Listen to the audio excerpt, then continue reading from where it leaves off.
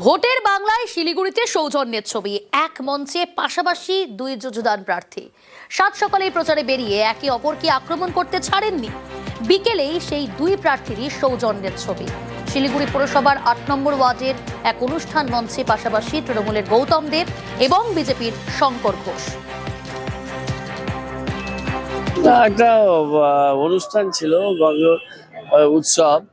শালিনী আমাকে প্রত্যেকবারই বলেন, তো আসবো করে আসা হয়নি। আজকে একটু টাইমও ছিল, তো এলাম। এখানে দেখলাম শঙ্কর আছে, আমাদের অন্যান্য কাউন্সিলররা কয়েকজন আছেন, দেখা হয়ে গেল, অনুষ্ঠানটা করলাম।